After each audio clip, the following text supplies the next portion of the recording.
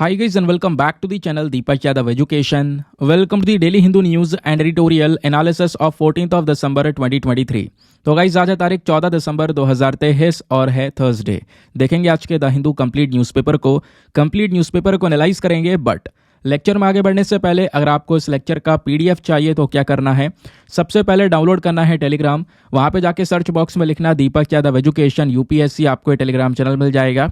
यहाँ से जाकर आप डेली बेसिस पे इस लेक्चर के पीडीएफ को डाउनलोड कर सकते हो।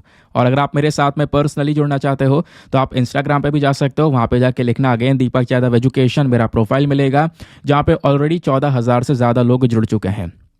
तो हमेशा की तरह हम लोग अपने लेक्चर को एक मैप के क्वेश्चन के साथ स्टार्ट करेंगे। तो आज आप सभी को मैप में जाकर देखना है येलो सी को कहाँ पर है ये एग्जैक्टली लोकेटेड, इसको अच्छे से मैप में देखना। देन उसके बाद आकर नीचे कमेंट सेक्शन में टाइप करना, जिससे कि आप लोग इसको लंबे समय तक याद रख पाओगे।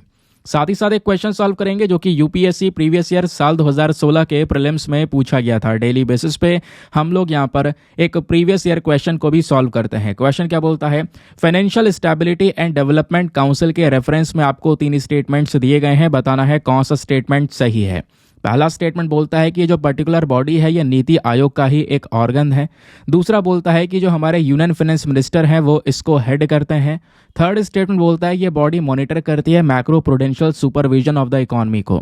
तो बताओ तीनों स्टेटमेंट्स में से कौन सा स्टेटमेंट सही है। Option number A 1 and 2 only, B 3 only, C 2 and 3 only, या फिर डी तीनों के तीनों सही हैं।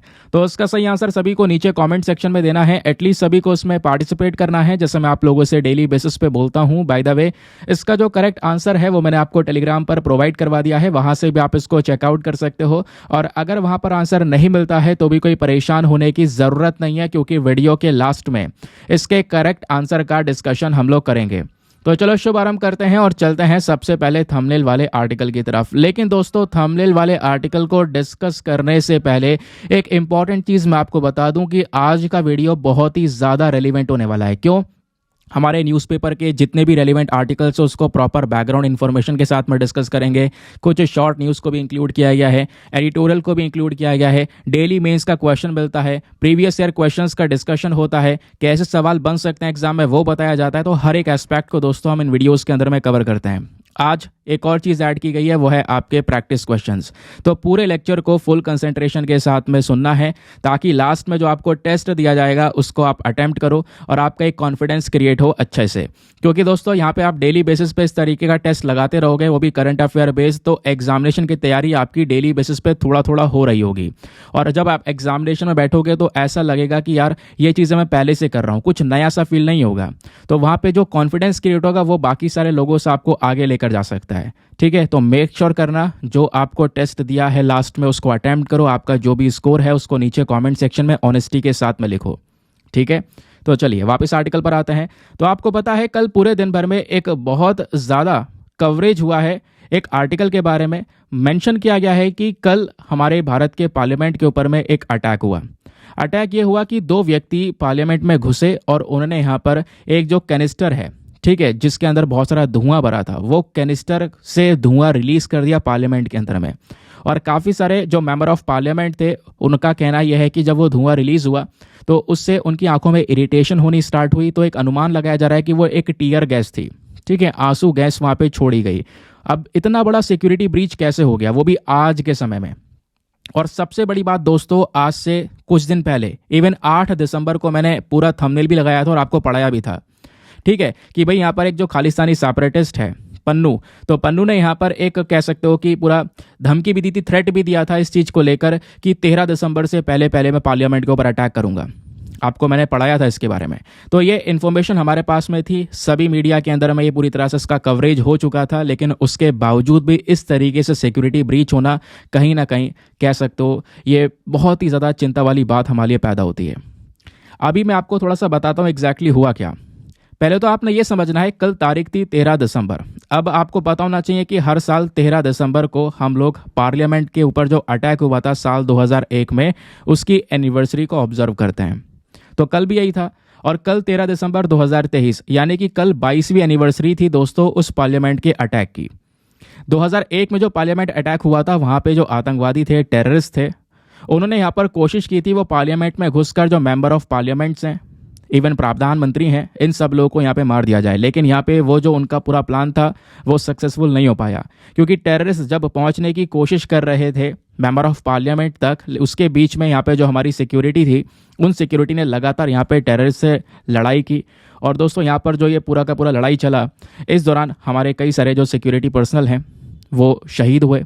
और उसी लिए यहाँ पे आप देख पाओगे हर साल जो 13 दिसंबर होता है, उस 13 दिसंबर को जिन भी लोगों ने 2001 में इस अटैक के दौरान अपनी लाइफ को सेक्रीफाइस किया था, उनको श्रद्धांजलि भी दी जाती है। और कल यहाँ पे हमारे प्रेसिडेंट ने, प्राइम मिनिस्टर ने इन सभी लोगों को श्रद्धांजलि भी दी थी। और उसी दिन आप कह सकते हो, यानी कि कल ही 13 दिसंबर को ही यहाँ पर क्या होता है, ये एक नया पूरा का पूरा बवाल क्रिएट हो जाता है। हुआ ये कि जैसे यहाँ पर आपको मैं एक फ़ोटो दिखाता हूँ, एक सेकंड को, ये वाला फ़ोटो देखो। यहाँ पर क्या है, जो एमपीज मेंबर ऑफ पार्लियामेंट है, ये सभी लोग बैठे हुए हैं, सेशन चलेगा। लेकिन ऊपर आप देख पा रहे होंगे ये जो बैठे हुए लोग हैं ये कौन है, ये हैं विजिटर्स। विजिटर्स मतलब कोई बाहर का व्यक्ति जा सकता है? हाँ बिल्कुल, आपको एक विजिटर पास चाहिए होता है, तो एक बाकी नॉर्मल व्यक्ति भी जा सकता है पार्लियामेंट के अंदर में जो सेशन चलता है उसको देखने के लिए, ठीक है, उसको समझने के लिए, ठीक है, तो वहाँ पर आराम से वो विजिट कर सकता है। लेकिन वो विजिटर पास के बेसिस पर ही जा सकता है। हुआ क्या, अब दो लोग कहीं ना कहीं कह सकते हो कि अपने बॉडी में स्मोक कैनिस्टर को छिपाकर, बताया जा रहा है कि उन्होंने पैर में, जूते के अंदर या फिर कहीं पे भी जहाँ पे छिपाया होगा स्मोक कैनिस्टर को, तो उसको छिपाने के बाद में यहाँ पर ये विजिटर इस गैलरी तक पहुँच गए। लेकिन अब आपका क्वेश्चन होगा, क्या विजिटर गैलरी तक पहुंचना इतना आसान है कि केवल पास लो और सीधा वहां पर पहुंच जाओ? नहीं दोस्तों, बीच में काफ़ी सारी चेकिंग होती है। लेकिन जो चेकिंग हुई, उस चेकिंग से भी बच गए वो दोनों लोग, क्योंकि कहीं पर भी उन्होंने यहाँ पर इस स्मोक कैनिस्टर को छुपाया होगा, बताया जा रहा है पैर में छुपाया था, तो वहाँ पर चेकिंग नहीं की गई सही से, जिसकी वजह से वो कैनिस्टर लेकर सीधा यहाँ पर ये जो विजिटर गैलरी है वो पहुँच गए। अब सेशन चल रहा था, कुछ थोड़ी देर बाद यहाँ पर क्या होता है, ये दोनों व्यक्ति जो है यहाँ से ऊपर से नीचे कूद जाते हैं और कूदने के बाद में इस गैस को रिलीज़ कर देते हैं। अब जब ये गैस रिलीज़ होती है तो काफ़ी सारे एमपीज़ का कहना था कि भाई हमारे आंखों में इरिटेशन हो रही थी, यानी कि मतलब लग रहा है कि एक टीयर गैस है ये। तो अभी क्या हुआ कि जब इन्होंने गैस रिलीज़ की दोस्तों, पूरी तरह से गैस फैल गई, तो इन दोनों लोगों को यहाँ पे जो ये हमारे मेंबर ऑफ पार्लियामेंट, इन्होंने पकड़ लिया जैसे तैसे, और पकड़ने के बाद में खूब कुटाई भी की, और उसके बाद में उनको पीटने के बाद में जो हमारा सिक्योरिटी स्टाफ है उनको सौंप दिया गया। तो ये पूरा कल के दिन हुआ, जिसकी वजह से आप देख पाओगे हर एक सोशल मीडिया प्लेटफॉर्म पर पार्लियामेंट अटैक करके यहाँ पर जो चीज़ें हैं वो ट्रेंड हो रही थी। और फिलहाल बोला जा रहा है कि इसी तरीके से पार्लियामेंट के बाहर भी जो बाकी सारा एरिया था वहाँ पर भी इस प्रकार से जो यहाँ पर ये स्मोक है वो छोड़ी गई है, और कई सारे लोगों को यहाँ पे अरेस्ट किया गया है। 5 लोग इसके पीछे थे, जिसमें से 4 लोगों को अभी अरेस्ट कर लिया गया है, ऐसा यहाँ पर मेंशन किया जा रहा है। मतलब 5 नहीं 6 लोग इन्वॉल्व थे इस इंसिडेंट के अंदर में, ठीक है।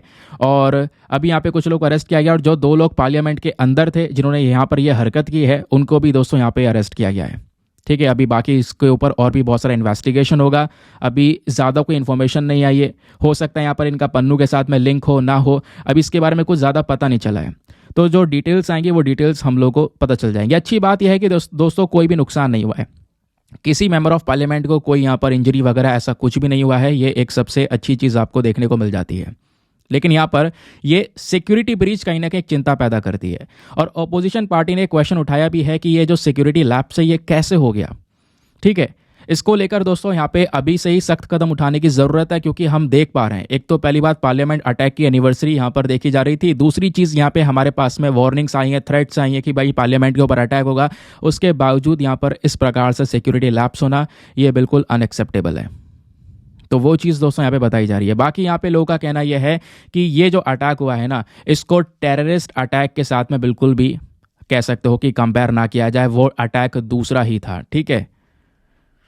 यहाँ पे आप देख पाओगे एक सीनियर दिल्ली पुलिस ऑफिसर है, इनका कहना यह है कि इन्होंने कोई भी टेरर एंगल नहीं पाया है इस अटैक के अंदर में, तो लोग यहाँ पर इसको टेरर अटैक के तौर पर ना देखें, ठीक है। इसको यहाँ पर एक सिक्योरिटी ब्रीच के तौर पर देखा जाएगा, और बिल्कुल सिक्योरिटी के अंदर में कुछ चेंजेस किए जाएंगे ताकि सिक्योरिटी को और ज़्यादा स्ट्रेंथन किया जा सके, ठीक है।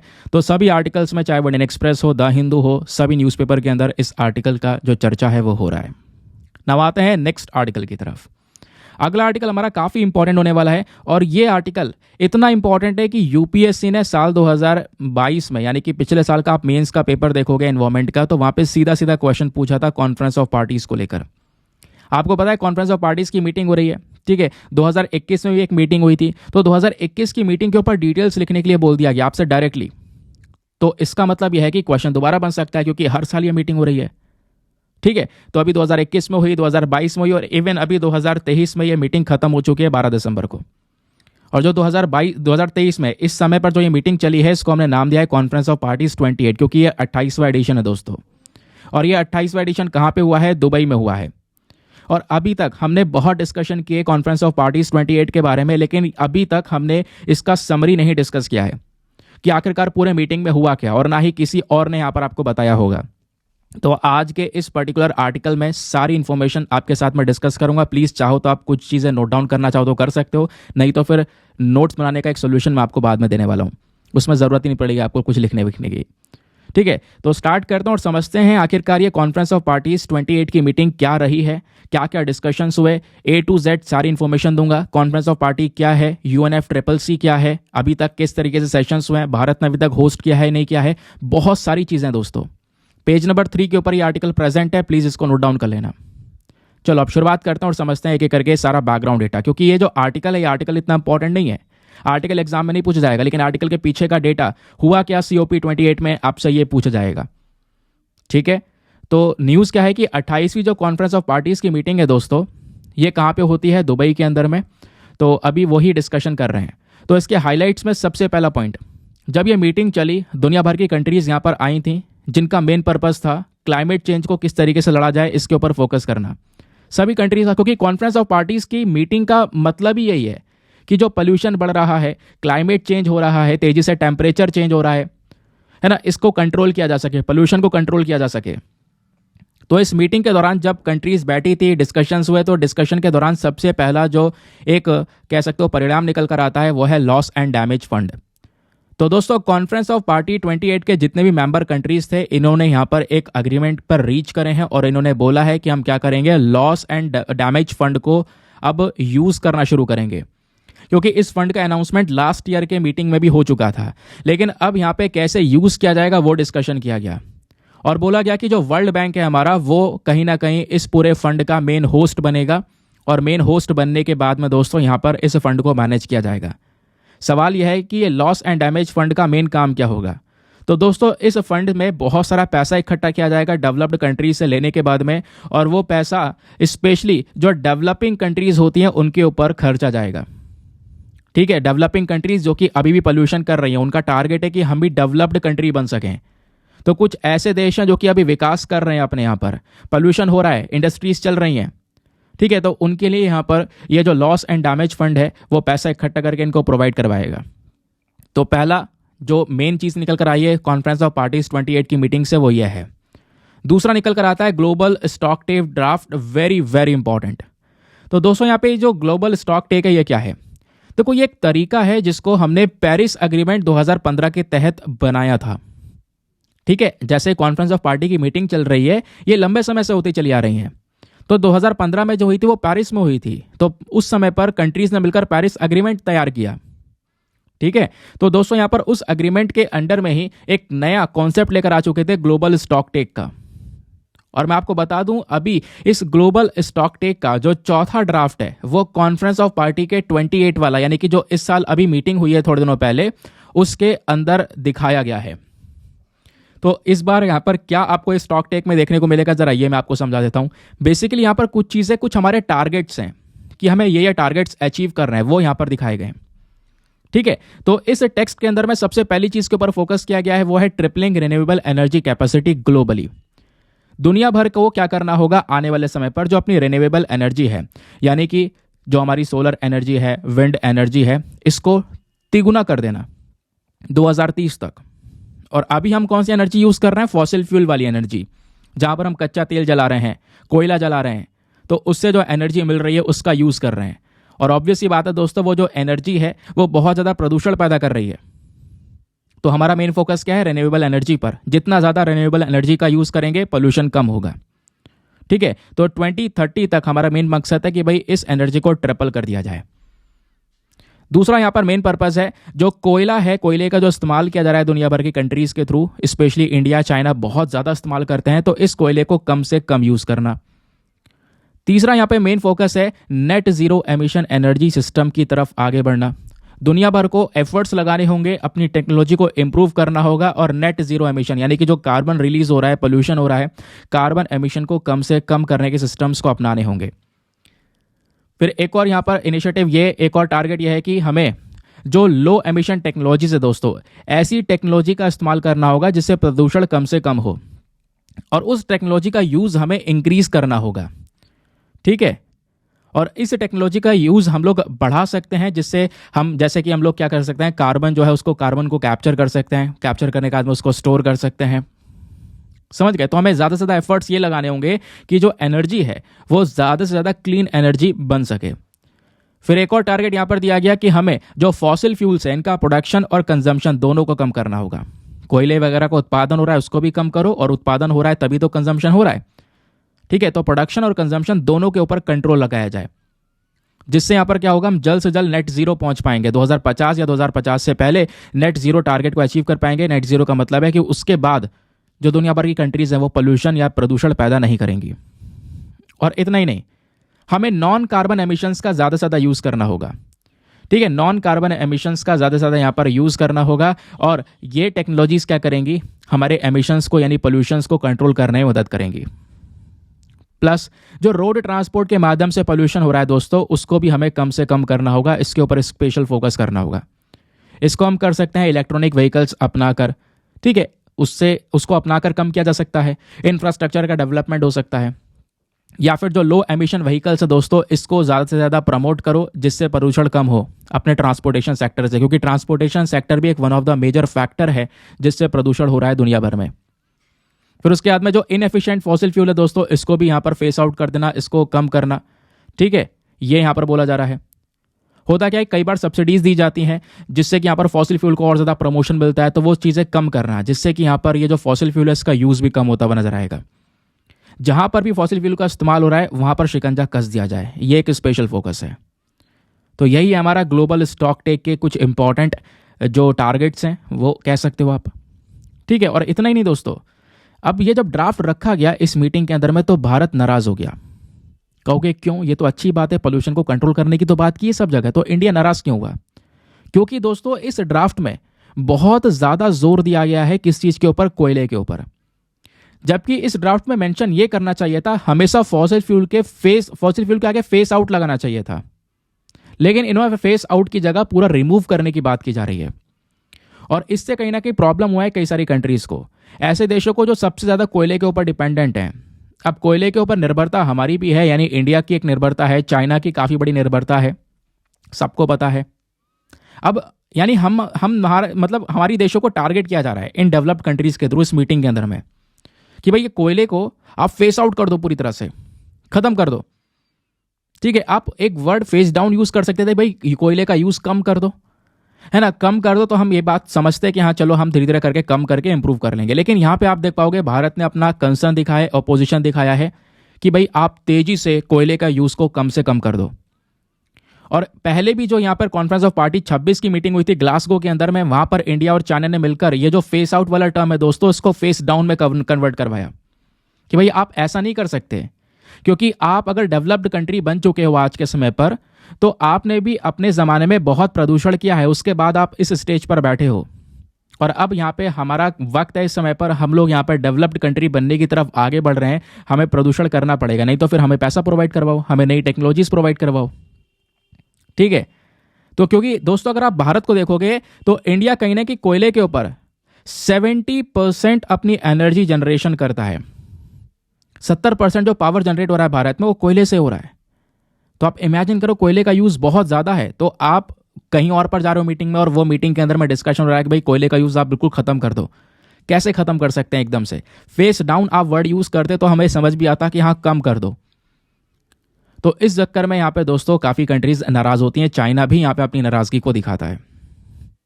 प्लस यहाँ पे उनका कहना यह है कि आज के समय पर जो डेवलप्ड कंट्रीज हैं उनका प्रदूषण अगर आप देखोगे तो बहुत ज्यादा है। फिर इसी को देखते हुए दूसरा एक और इनिशिएटिव लिया गया यहाँ पर, वो है global renewable and energy efficiency pledge. ये जो प्लेज ली गई है इन कंट्रीज के थ्रू जो इस मीटिंग में प्रेजेंट थे, उनका कहना यह था कि हम क्या करेंगे, हम लोग रिन्यूएबल एनर्जी का जो जनरेशन है दुनिया के अंदर में, इसको आने वाले समय पर 2030 तक इसकी जो कैपेसिटी होगी वो 11,000 गीगावाट तक की हो जाएगी। यानी हमारा मेन पर्पस होगा दुनिया में जो रिन्यूएबल एनर्जी आज हम यूज कर रहे हैं, सोलर एनर्जी, विंड एनर्जी, इसको तिगुना तेजी से बढ़ा दें आने वाले समय पर। इससे क्या होगा, अगेन पोल्यूशन वाली जो टेक्नोलॉजीज है वो कम हो जाएंगी। फिर एक और पॉइंट के ऊपर फोकस किया गया इस मीटिंग के अंदर में, वो है क्लाइमेट फाइनेंस। हुआ क्या, देखो UNCTAD नाम की एक बॉडी है जिसकी फुल फॉर्म है United nation conference on trade and development. तो इस बॉडी ने यहां पर एक अंदाजा दिया है, ये बोला है कि जो वेल्दी नेशंस हैं, जो ये बड़े बड़े अमीर देश हैं, डेवलप्ड कंट्रीज हैं, अमेरिका है, वेस्टर्न कंट्रीज हैं, यूरोप है, तो पता ये जो कंट्रीज आपको दिख रही हैं दोस्तों, इन्हें कहीं ना कहीं पैसा देना होगा और 2025 तक लगभग $500 बिलियन ये पैसा इन अमीर देशों को, डेवलपिंग कंट्रीज को सौंपना होगा एक नए क्लाइमेट फाइनेंस के तौर पर। और उसको नाम दिया गया है न्यू कलेक्टिव क्वांटिफाइड गोल, जिसको NCQG के नाम से जान सकते हैं। तो दोस्तों ये जो गोल है इसको कंफर्म ऑलरेडी पेरिस एग्रीमेंट में कर दिया गया था 2015 में। 2015 में हमने टारगेट बनाया था कि ज्यादा से ज्यादा पैसा इकट्ठा किया जाएगा इन डेवलप्ड कंट्रीज के माध्यम से और वो पैसा डेवलपिंग कंट्री को सौंपा जाएगा ताकि डेवलपिंग कंट्री उस अमाउंट का यूज करके एक अच्छा इनिशिएटिव अपनाकर नई टेक्नोलॉजी का इस्तेमाल करके पोल्यूशन को कम कर सकें। लेकिन दोस्तों वो पैसा सही से रिलीज नहीं किया जा रहा है, वो पैसा अभी तक चुकाया नहीं गया है, इन कंट्रीज के पास में पहुंचा नहीं है। तो आज के समय का जो क्लाइमेट फाइनेंस गोल है वो यह है कि हर साल हमें $100 बिलियन इन अमीर देशों से लेना होगा, इन डेवलपिंग कंट्रीज को देना होगा, ताकि यहाँ पे जो डेवलपिंग कंट्रीज है वो अच्छे से अपने इनिशिएटिव को लेकर चल सकें, पोल्यूशन को कंट्रोल कर सकें। फिर उसके बाद में दोस्तों यहाँ पर एक और पर्टिकुलर इनिशिएटिव है, ये भी यहाँ पे अभी इस मीटिंग के अंदर में उठाया गया है, वो है declaration to triple nuclear energy. आप कोयले वाली एनर्जी के ऊपर फोकस मत करो, लेकिन न्यूक्लियर एनर्जी के ऊपर आप फोकस कर सकते हो। हालांकि पोल्यूशन इससे भी होता है लेकिन उतने बड़े लेवल पर नहीं होता है। तो दोस्तों ये जो डिक्लेरेशन है वो यहाँ पर अभी कॉन्फ्रेंस ऑफ पार्टी 28 की मीटिंग में लॉन्च किया गया, जिसका मेन पर्पज है दुनिया की न्यूक्लियर एनर्जी जो कैपेसिटी है इसको 2050 तक तिगुना कर देना। और इसमें कई सारी सरकारें, यानी अलग अलग देशों की सरकारें एक दूसरे को सपोर्ट करेंगी, फाइनेंशियल इंस्टीट्यूशन सपोर्ट करेंगे, जिससे जो न्यूक्लियर एनर्जी है दोस्तों इसको ज़्यादा से ज़्यादा यूज़ किया जाएगा। इससे भी जो कोयले वाली एनर्जी वगैरह है वो थोड़ी सी कंट्रोल हो जाएगी, उसके ऊपर कंट्रोल लगाया जा सकेगा। फिर एक और इनिशिएटिव लिया गया, वो है पावरिंग पास्ट कोल अलायंस, PPCA। ये एक प्रकार का पूरा कह सकते हो ग्रुप है, इसमें सरकारें, बिजनेस, ऑर्गेनाइजेशन सब साथ में मिलकर काम करेंगे और सबका साथ में मिलकर काम यही होगा कि कोयले का इस्तेमाल कम करके हम क्लीन एनर्जी की तरफ ज़्यादा बढ़ सकें। तो इसके लिए एक दूसरे की सरकारें सपोर्ट करेंगी। तो ये भी इनिशिएटिव लिया गया। फिर उसके बाद में कोल ट्रांजिशन एक्सेलरेटर दोस्तों, अब यहाँ पर यह भी एक इनिशिएटिव है। क्या हुआ, फ्रांस आया बीच में। फ्रांस ने बोला कि हम अलग अलग देशों के साथ में कोलैबोरेट करेंगे, अलग अलग संगठनों के साथ में कोलैबोरेट करेंगे और कोल ट्रांजिशन एक्सेलरेटर को हम लोग लेकर आएंगे, जिसका मेन पर्पस क्या होगा, जिसका मेन चीज़ यही होगा कि भैया जो कोयला है, कोयले से संबंधित कुछ इंपॉर्टेंट नीतियां लेकर आई जाएं कि भाई कोयले को हम किस तरीके से एक क्लीन एनर्जी में बदल सकते हैं, कोयले की बजाय दूसरी एनर्जी किस तरीके से यूज़ की जा सकती है, उसमें यहाँ पर ये सपोर्ट प्रोवाइड करवाएगा फ्रांस। इतना ही नहीं, इस मीटिंग के दौरान एक और इनिशिएटिव लिया गया, वो है चैम्प। चैम्प की फुल फॉर्म है coalition for high ambition multi level partnership for climate action. तो लगभग यहाँ पर टोटल 65 देश साथ में आ चुके हैं। इन्होंने इस चैम्प नाम के कमिटमेंट को साइन किया है और ये प्रॉमिस किया है कि भाई एक दूसरे के साथ में कोऑपरेट करेंगे। ठीक है, इनकी सरकारें कोऑपरेट करेंगी, प्लानिंग, फाइनेंसिंग, हर एक चीज़ के ऊपर फोकस किया जाएगा और क्लाइमेट को लेकर जो रणनीतियाँ अपनाएंगे ये देश, एक दूसरे की रणनीतियों को मॉनिटर भी किया जाएगा कि आप ऐसे नहीं ऐसे कर सकते हो। क्लियर हो गया। तो दोस्तों कॉन्फ्रेंस ऑफ पार्टीज 28 की मीटिंग में ये डिस्कशंस हुए, बड़े बड़े डिस्कशंस, ये सब कुछ मैं आपके सामने रख चुका हूँ। ठीक है, तो इंपॉर्टेंट है, ध्यान रखना। इसके एक समरी बना के आप रख सकते हो। एग्जामिनेशन में स्पेशली मेंस के अंदर यहाँ पे डायरेक्टली आपसे नोट लिखवाने को पूछा जा सकता है कि भाई कॉन्फ्रेंस ऑफ पार्टी 28 का जो समिट हुआ है इसको लेकर जरा एक नोट लिख दो। समझ गए। अब दोस्तों यहीं पर ना कुछ और इनिशिएटिव थे जिसको भारत ने लीड किया। एक इनिशिएटिव था GRCA, that is global river cities alliance. इस इनिशिएटिव को अभी कॉन्फ्रेंस ऑफ पार्टी 28 में अभी लॉन्च किया गया और इस इनिशिएटिव को लीड किया जा रहा है national mission for clean Ganga के थ्रू, जो कि मिनिस्ट्री ऑफ जल शक्ति के अंडर में आता है। तो अपने आप में एक अलग से एक यूनिक अलायंस है ये। ठीक है, इसमें हम क्या कर रहे हैं, 11 देशों के अंदर में जो शहर हैं, लगभग 275 शहर जो कि जहाँ पर रिवर, नदियाँ वगैरह बह रही हैं, और वो 11 देश कौन कौन से हैं, इजिप्ट, नीदरलैंड, डेनमार्क, घाना, ऑस्ट्रेलिया, भूटान, कैम्बोडिया, जापान। ठीक है, ये आपको देखने को मिलेंगे। नीदरलैंड, ऑस्ट्रेलिया, हंगरी, ये कंट्रीज आपको देखने को मिलेंगी। यहाँ पर जो ग्लोबल रिवर सिटीज़ हैं दोस्तों, इनके प्रोटेक्शन की बात की गई है इस पर्टिकुलर इनिशिएटिव के अंदर में। तो ये प्लेटफॉर्म क्या करेगा, एक दूसरे के साथ में नॉलेज को शेयर करेगा, एक अच्छी प्रैक्टिस क्या हो सकती है, अच्छा तरीका क्या हो सकता है अपने रिवर की प्रोटेक्शन के लिए, वो एक दूसरे के साथ में साझा किया जाएगा। फिर एक और इनिशिएटिव जो भारत ने लीड किया है इस मीटिंग के अंदर, वो है ग्रीन क्रेडिट इनिशिएटिव। तो दोस्तों ये भी इंडिया ने इस कॉन्फ्रेंस ऑफ पार्टी 28 के मीटिंग में लॉन्च किया। इस इनिशिएटिव के तहत अगेन मेन पर्पस क्या है, हमारा जो मेन प्रायोरिटी है वो है पानी की सुरक्षा करना, वाटर कंजर्वेशन और एफॉरेस्टेशन यानी ज़्यादा से ज़्यादा पेड़ पौधे लगाना। तो इस इनिशिएटिव का मेन पर्पस यही है कि जो एनवायरमेंटल एक्टिविटीज़ हैं, जैसे पेड़ पौधे लगाना, पानी की सुरक्षा करना, एग्रीकल्चर को सस्टेनेबल बनाना, जो वेस्ट वाटर होता है उसका प्रॉपर मैनेजमेंट करना, इसके ऊपर एक स्पेशल फोकस किया जाए। इससे भी जो क्लाइमेट इश्यूज़ हैं दोस्तों, जो एनवायरमेंट में प्रॉब्लम्स हैं, उसको हम कंट्रोल कर सकते हैं, ऐसा यहाँ पर बोला जा रहा है। ठीक है, तो ये कॉन्फ्रेंस ऑफ पार्टी 28 के अंदर में ये डिस्कशंस होते हैं। अब इसके अलावा अब थोड़ा बेसिक पे आ जाता है दोस्तों। प्रीलिम्स में आपसे ये कुछ चीज़ें पूछी जा सकती हैं कि आखिरकार ये कॉन्फ्रेंस ऑफ पार्टी है क्या। तो दोस्तों एक सुप्रीम डिसीजन मेकिंग बॉडी है। ये सीओपी किसके अंदर में आता है, UNFCCC के अंदर में। तो एक इंपॉर्टेंट डिसीजन मेकिंग बॉडी, हर साल यहाँ पर ये लोग मिलते रहते हैं, मतलब जब पार्टी डिसाइड करेगी तब ये मिलते रहते हैं। सबसे पहला कॉन्फ्रेंस ऑफ पार्टी का जो मीटिंग है एनवायरमेंट को लेकर, वो कब हुआ था, वो हुआ था बर्लिन में, जर्मनी के अंदर 1995 में। इंपॉर्टेंट है, ध्यान रखना। 1995 में सबसे पहला मीटिंग हुआ था। फिर 1997 में तीसरा हुआ, फिर 2001 में COP 7 हुआ, फिर उसके बाद में 2002 में very very important COP 8। Conference of party जो 8वीं वाली मीटिंग हुई थी दोस्तों, वो भारत ने होस्ट की थी और भारत में ही हुई थी वो मीटिंग, न्यू दिल्ली के अंदर में। समझ गए। फिर कॉन्फ्रेंस ऑफ 15 वाली जो मीटिंग 2009 में हुई थी कोपेनहेगन डेनमार्क के अंदर में। फिर 2014 में पोलैंड के अंदर हुई, 2013 में आप कह सकते हो बाली इंडोनेशिया में हुई, 2016 में मैक्सिको में, 2018 में दोहा में, जहाँ पे दोहा एग्रीमेंट को अपनाया गया। फिर 2019 में वॉर्सो यानी पोलैंड के अंदर, 2024 में अगेन पोलैंड, 2021 में फ्रांस। वेरी इंपॉर्टेंट, 2021 वाली जो एडिशन था दोस्तों, ये 2015 में हुआ था और 2015 में ही पेरिस क्लाइमेट एग्रीमेंट को अपनाया गया था। समझ गए, जहाँ पे फंड वगैरह अनाउंस किया था, रिच कंट्रीज़ के थ्रू फंड लिया जाएगा और डेवलपिंग कंट्रीज़ को दिया जाएगा। फिर 26वां वाला मीटिंग हुआ था 2021 में, कहाँ पे, ग्लासगो यूके के अंदर। ठीक है, जहाँ पे नेट जीरो टारगेट 2070 तक का टारगेट वगैरह बात की गई थी। फिर 2027 वाली ने कि पिछले साल वाला जो मीटिंग हुआ था वो इजिप्ट के अंदर शर्म एल शेख में हुआ था, जहाँ पे ये सारे कॉन्सेप्ट लिए गए थे। और अभी यहाँ पर कॉन्फ्रेंस ऑफ पार्टी 28वीं वाली मीटिंग में जो 2023 में हुई है, कहाँ पे हुई है, दुबई में हुई है। ठीक है, और उसको लेकर क्या क्या चीज़ें डिस्कस हुई हैं ये मैंने आपको बता दिया है। तो पूरा हिस्ट्री के साथ में इस आर्टिकल का कवरेज हम लोगों ने किया है। समझ गए, मज़ा आ गया। चलो आगे आते हैं, लेकिन आगे बढ़ने से पहले एक इंपॉर्टेंट इन्फॉर्मेशन दोस्तों, अगर आप लोग हमारे पेड ग्रुप्स को ज्वाइन करना चाहते हो तो आपके पास में एक बढ़िया मौका है इसको ज्वाइन करने का। यहाँ पे आपको डेली करंट नोट्स के PDF वगैरह प्रोवाइड करवाए जाते हैं। फॉर एग्जांपल जैसे अभी हमने ये आर्टिकल डिस्कस किया, इसमें से लिखें कितना है ना, परेशानी हो जाएगी लिखने की, नोट्स कैसे बनाएं, स्टोर कैसे करके रखें, तो ये परेशानी होती है। तो दोस्तों ये जो पूरी क्लास चल रही है, इसके जो नोट्स हैं, डिजिटल नोट्स, वो आपको एक PDF के फॉर्म में प्रोवाइड करवाए जाते हैं और वो PDF प्रिंटेबल फॉर्म का होता है, चाहे तो आप प्रिंट आउट वगैरह निकलवा सकते हो। PDF हिंदी और इंग्लिश दोनों भाषाओं में होता है। ठीक है, और यहाँ पर ये PDF आपको इस ग्रुप में दिया जाता है। अब इस ग्रुप को ज्वाइन करने का जो अमाउंट है दोस्तों, वो बहुत मिनिमम है, just 499 for the lifetime access. आप हमेशा हमेशा के लिए, जब तक आपका सिलेक्शन ना हो जाए तब तक आप 499 में इस ग्रुप को ज्वाइन करके रख सकते हो। जो भी बेनिफिट्स होंगे उनको अवेल कर सकते हो। ठीक है, जो कि आप ये छोटा सा अमाउंट इधर उधर खर्च देते होंगे दोस्तों, गारंटी आपको कुछ दिन बाद लगेगा इन्वेस्टमेंट करने के बाद में कि ये जो मेरा अमाउंट है वो रिकवर हो चुका है, लेकिन आपको बेनिफिट्स मिलते रहेंगे। फिर अगर आपने ज्वाइन करना है तो करना क्या है, उसके लिए व्हाट्सएप पर जाना। यहाँ पर आपको एक नंबर दिया गया है 8534873368। इस नंबर पर मैसेज कर देना कि मुझे ग्रुप ज्वाइन करना है, want to join this group, इस प्रकार का कोई मैसेज कर देना। वहाँ पे आपको पेमेंट का प्रोसेस मिलेगा और पेमेंट के प्रोसेस से ज़्यादा इंपॉर्टेंट डेमो वीडियो का लिंक भी मिलेगा। आप पूरे डेमो वीडियो को चेक कर लेना कि मुझे किस तरीके से यहाँ पे फ़ायदे हो सकते हैं, तब अपने आप को सेटिस्फाई करने के बाद में जाकर ये इन्वेस्टमेंट करना।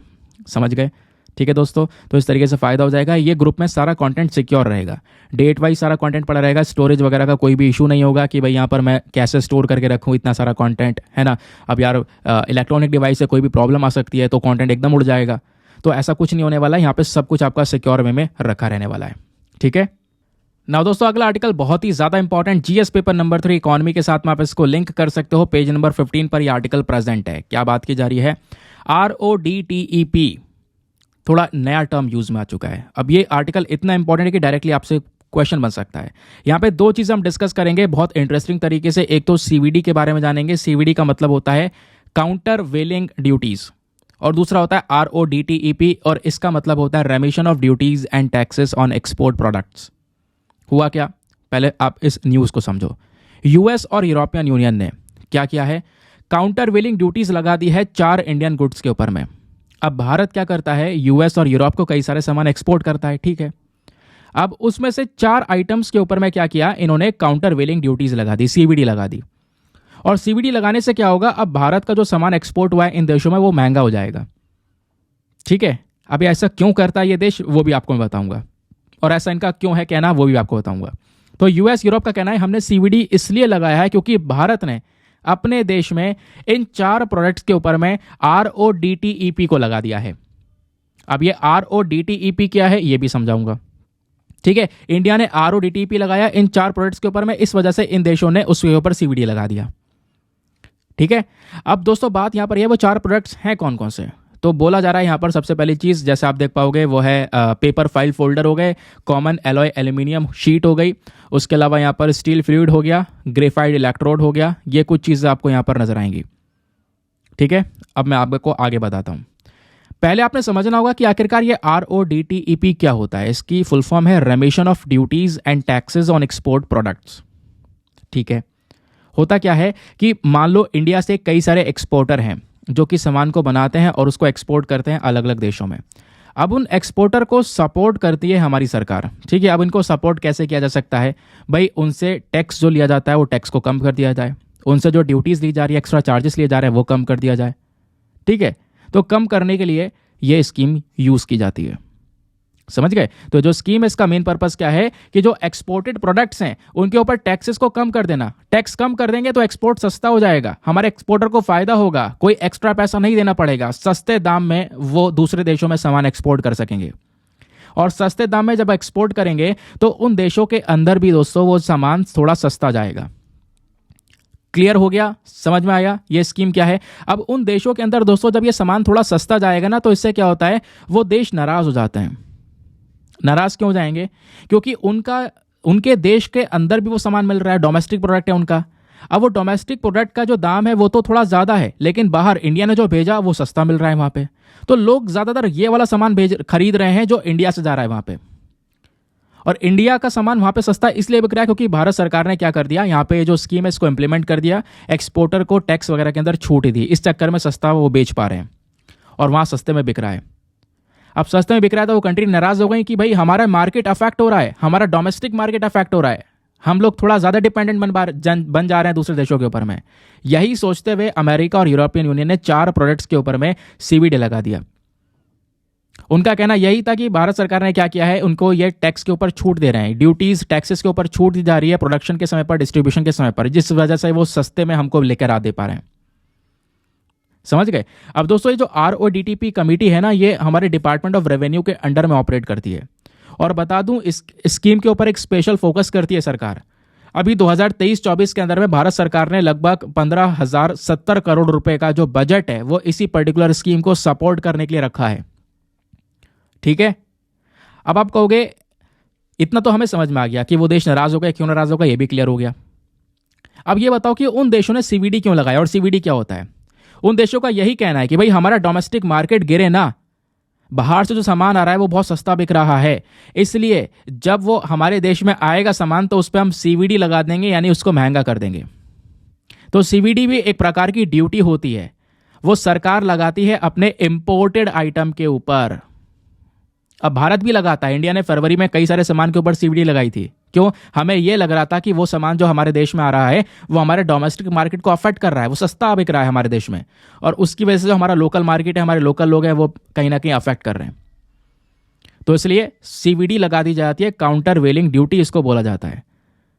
समझ गए ना। तो CVD इंपोज कौन करता है, सॉरी क्यों की जाती है, आपको बताता हूं। ये आपको पता चल चुका है, जब कोई बाहर की सरकार अपने यहाँ का जो एक्सपोर्ट है उसको सपोर्ट कर रही हो, जैसे इन कंट्रीज का कहना है अमेरिका और यूरोप का कि इंडिया बहुत एक्सपोर्ट को सपोर्ट कर रहा था, छूट दे रहा था, टैक्स में छूट दे रहा था, इस चक्कर में हमारे देश में ये बहुत सामान आ रहा था, हमारा जो मार्केट है वो फ्लड हो गया इंडियन गवर्नमेंट के इन प्रोडक्ट से।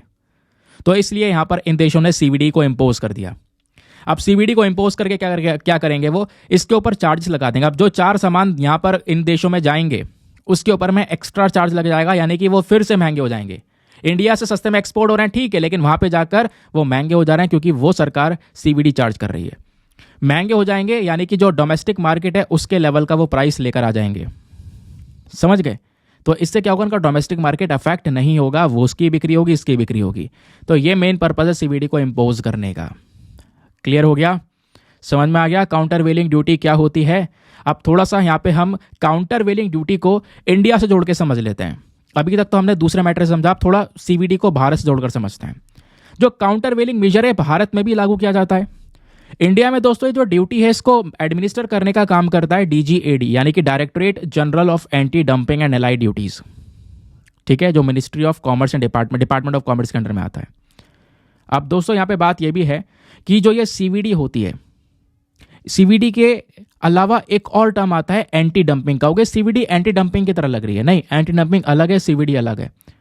आपसे सवाल बन सकता है क्या एंटी डंपिंग और सीवीडी एक है, कहोगे नहीं, सीवीडी तो अलग है।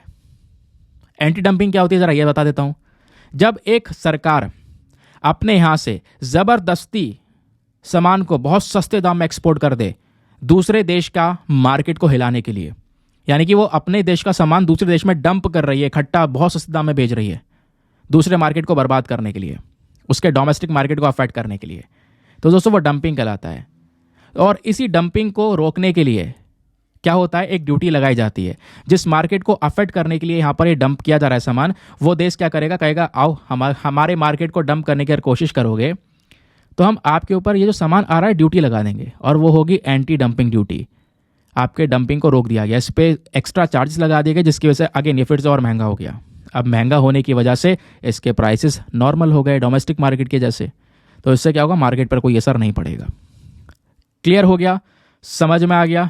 तो दोस्तों ये आपको देखने को मिल जाता है सीवीडी और साथ ही साथ में एंटी डंपिंग ड्यूटी के बारे में। बाकी ये क्या है ये समझ में आ गया, ये पूरा मैटर क्या चल रहा है वो भी आपको क्लियर हो गया। तो एग्जामिनेशन के अंदर में जो टर्म्स है ना सबसे ज़्यादा वो पूछी जाती हैं, ध्यान रखना। चलिए आगे आते हैं नेक्स्ट आर्टिकल पर। अगले आर्टिकल पर बढ़ने से पहले यार मेक श्योर करना वीडियो पे जो लाइक का बटन उसको प्रेस कर देना। 5000 लाइक्स का हमारा टारगेट होता है यार, प्लीज़ आप उसको सपोर्ट कर सकते हो। अभी थोड़ा सा ज़्यादा मेहनत लग रही है वीडियो में, आप लोग देख भी पा रहे होंगे, काफ़ी सारी चीज़ों को प्रेजेंट करने में काफ़ी मुश्किल होता है, पीपीटीज क्रिएट करने में। खैर धीरे धीरे करके यहाँ पर ये चीज़ें हैबिचुअल हो जाएंगी और फिर उसके बाद में जब हाथ सेट हो जाएगा तो काम जल्दी हो जाएगा। अभी यार वीडियो थोड़ा सा डिले हो जाता है, मैं डिले करना थोड़ा सब्र रखता हूँ, लेकिन यार मैं कंटेंट अधूरा देना मुझे फिर वो चीज़ सही नहीं लगती। इस चक्कर में वीडियो भले ही डिले हो जाए लेकिन आपका कोई इंपॉर्टेंट चीज़ ना छूटे, तो मेरी चीज़ यार वो रहती है। ऐसा ना हो कि यहाँ पे वीडियो जल्दी लाने की कोशिश कर दूँ और बीच में कुछ चीज़ें ऐड कर दी, कुछ चीज़ें छोड़ दी और जो कुछ इंपॉर्टेंट चीज़ छूट गई उसके अंदर, ऐसा नहीं हो सकता यार, ठीक है। तो इसलिए यहाँ पर थोड़ा समय लगेगा, थोड़ा सा टाइम और लग सकता है। मैं ये जो पूरा पैटर्न है दोस्तों अभी यहाँ पे हैबिचुअल नहीं है, इतना यूज़ नहीं कर पाता, ठीक है। तो टाइम बहुत लगता है, मतलब 5-5 घंटे लग जा रहे हैं इसको कंटेंट को तैयार करने में, उसके बाद रिकॉर्डिंग का समय अलग, अपलोड करने का समय अलग, वीडियो को एक्सपोर्ट करने का समय अलग। तो इस चक्कर में यहाँ तक समय पहुँच जा रहा है। आई होप आप मेरी बात को समझ रहे होंगे। चलो यहाँ पे बात हो रही है CCPI की, that is climate change performance index. एक इंपॉर्टेंट आर्टिकल है, हाल ही में ये climate change performance index release होता है। भारत को मिली है 7वीं पोजीशन इस साल इस इंडेक्स के अंदर में। पिछले साल ये पोजीशन हमारी 8वीं थी, तो 8वीं से जंप होकर ऊपर आ चुके हैं, 7वीं पर आ चुके हैं। तो ये क्या है climate change performance index, directly prelims में आपसे पूछा जा सकता है दोस्तों ये एक ऐसा इंडेक्स है जिसको पब्लिश किया जाता है जर्मन वॉच के थ्रू। वेरी वेरी इंपॉर्टेंट, पूछा जा सकता है। जर्मन वॉच एक इंस्टीट्यूट है, एक नेटवर्क है जो कि यहाँ पर हर साल इस प्रकार से इस इंडेक्स को रिलीज करता है। सबसे पहली बार ये इंडेक्स पब्लिश किया गया था 2005 में। अब जो ये इंडेक्स है दोस्तों ये कुछ अलग अलग रूल्स एंड रेगुलेशंस का इस्तेमाल करता है। स्पेशली इसके अंदर में मेन पर्पस यह है कि 63 कंट्रीज और पूरा यूरोपियन यूनियन, इन देशों को सबको मिला दें तो यहाँ पर क्लाइमेट चेंज को कितने अच्छे स्टेप्स उठाए गए हैं। क्लाइमेट चेंज को लेकर जो टेम्परेचर बढ़ रहा है इसको कंट्रोल करने के लिए इनका परफॉर्मेंस कैसा रहा, ग्रीन हाउस गैस एमिशंस को कंट्रोल करने में इनका परफॉर्मेंस कैसा रहा, इसको देखते हुए दोस्तों ये इंडेक्स रेडी किया जाता है। और इस इंडेक्स के अंदर में परफॉर्मेंस देखी कैसी जा सकती है, परफॉर्मेंस 4 कैटेगरीज को देखते हुए बनाई जाती है। और वो 4 कैटेगरीज कौन कौन सी होती हैं, सबसे पहले उस देश में ग्रीन हाउस गैस एमिशंस क्या है, पोल्यूशन कैसा है, रिन्यूएबल एनर्जी को लेकर किसने कितना ज़्यादा काम किया है, एनर्जी यूज़ को लेकर कितना काम किया है, क्लाइमेट को लेकर कौन कौन सी पॉलिसीज इनके पास में ये कितनी इफेक्टिव हैं। तो इन 4 चीज़ों को दोस्तों यहाँ पर देखा जाता है, और जिस भी कंट्री ने इन 4 चीज़ों में बेहतर परफॉर्म किया होगा उसकी रैंकिंग अच्छी है। तो भारत की रैंकिंग यहाँ पर हमेशा से अच्छी रही है। इंडिया ने एक अच्छे इनिशिएटिव को लेने की हमेशा से कोशिश की है। तो इंडिया का जो पोजीशन है इस इंडेक्स के अंदर में वो 7th पोजीशन है, और सबसे नंबर 1 पर है डेनमार्क। डेनमार्क का स्कोर 75.59% के आसपास है। सेकंड नंबर पर है एस्टोनिया, और थर्ड नंबर पर है फिलीपींस। ठीक है, ये first second third countries I हैं दोस्तों। सऊदी अरेबिया बॉटम पर है, इसकी पोजीशन है 67th इस पूरे परफॉर्मेंस लिस्ट में, जबकि यूएई दोस्तों आता है 65वें पोजीशन के ऊपर में। इंडिया की एक हाई रैंकिंग आई है specially green house gas emissions के मामले में। ठीक है, उसके अलावा दोस्तों यहाँ पे भारत ने कई सारे और भी प्रकार के जो इनिशिएटिव्स है वो उठाए हैं। इंडिया की लंबी लंबी नीतियां हैं, पॉलिसीज़ हैं, जहाँ पर हमारा स्पेशल फोकस है कि ज़्यादा से ज़्यादा हम रिन्यूएबल एनर्जी को प्रमोट करेंगे, है ना। हम लोग अभी फाइनेंशियल सपोर्ट प्रोवाइड करवा रहे हैं अपने डोमेस्टिक मैन्युफैक्चरिंग कंपनी को कि ज़्यादा से ज़्यादा सोलर एनर्जी और विंड एनर्जी के कंपोनेंट्स बनाए जाएं, सोलर पैनल्स बनाए जाएं। इसके लिए भारत यहाँ पे लगातार काम कर रहा है। तो भारत अपने जो टारगेट सेट कर चुका है कि 2030 तक हमें पोल्यूशन को कम करना है, उन टारगेट्स की तरफ हम निरंतर काम करते चले जा रहे हैं। इंडिया ने प्लस यहाँ पे बहुत सारे टैक्स लगाए पेट्रोल और डीजल पर, जिसको कार्बन टैक्स के तौर पर देखा जा रहा है। तो इंडिया ने कई सारे इनिशिएटिव्स उठाए हैं पोल्यूशन को कंट्रोल करने के लिए। दैट इज वाई इस इंडेक्स के अंदर में जो ये पोजीशन है वो यहाँ पर 7th पोजीशन पर रखा गया है। आई होप आपको दोस्तों यहाँ पर ये पूरा का पूरा प्रोसेस क्लियर हो चुका है। क्वेश्चन कैसे बन सकता है, आपसे पूछा जा सकता है ये इंडेक्स कौन रिलीज करता है, तो इसको पब्लिश किया जाता है जर्मन वॉच के थ्रू। ध्यान रखना, बाकी पोजीशन ध्यान रखना, वनडे एग्जामिनेशन में पूछी जा सकती है। फिर आपसे आज मैप का क्वेश्चन पूछा गया था येलो सी के बारे में। बताओ भाई येलो सी कहाँ पर है, नहीं पता है, कोई बात नहीं, आज मैं आपको बताता हूँ मैप में एग्जैक्टली देखा कैसे जाता है किसी पर्टिकुलर मैप क्वेश्चन को। तो येलो सी चर्चा में बना हुआ है दोस्तों। पहले तो मैं आपको ये बता दूं क्यों बना हुआ है। न्यूज़ ये है, यूएस का जो F-16 फाइटर जेट है दोस्तों, ये येलो सी के अंदर में क्रैश हुआ है, जिसको लेकर अभी येलो सी चर्चा में आया हुआ है। चलो, अब ये चीज़ नहीं पूछी जाएगी एग्जामिनेशन में, आपसे पूछा जाएगा डायरेक्टली येलो सी के बारे में। येलो सी एक मार्जिनल सी है वेस्टर्न पैसिफिक ओशन में। अब यहीं पर ना दिमाग थोड़ा कनकना जाता है, ये वेस्टर्न पैसिफिक ओशन क्या है यार। पैसिफिक ओशन, इंडियन ओशन, ये सब चीज़ें सुना है, थोड़ा मैं आपको क्लियर करता हूँ। ये आप मैप देख पा रहे होंगे, ये ऊपर इंडिया है, इधर चाइना देखने को मिलेगा, ये नीचे साउथ कोरिया है, बीच में यहाँ पर ईस्ट चाइना सी है। ये आपको बीच में ऐसा कर्व सा दिख रहा होगा। ठीक है, इस कर्व को ध्यान रखना, क्यों बोल रहा हूँ आगे बताऊंगा। अब ये दोस्तों इंडियन ओशन है, इधर आपको पैसिफिक ओशन देखने को मिलेगा। अब ये पैसिफिक ओशन है, अब इस पैसिफिक ओशन का ईस्ट वेस्ट क्या हो जाएगा, ये हो गया वेस्ट वाला साइड, ये हो गया ईस्ट वाला साइड, समझ गए। तो वेस्ट वाले साइड में ये वाला हो गया। ठीक है, तो यहीं पर इसी कोने पर येलो सी लोकेटेड है। अगर मैं इसको जूम करके दिखाऊं तो आप ये देख पाओगे, ये रहा चाइना का किनारा, ये रहा साउथ कोरिया, है ना। ये आपको दिखाया था ना, देखो इस वाले पोर्शन को, ये जो कर्व मैंने बोला था ना, इस कर्व को ध्यान रखना। ये जो अंदर आपको समुद्र का हिस्सा दिख रहा है ना अंदर वाला, यही है येलो सी।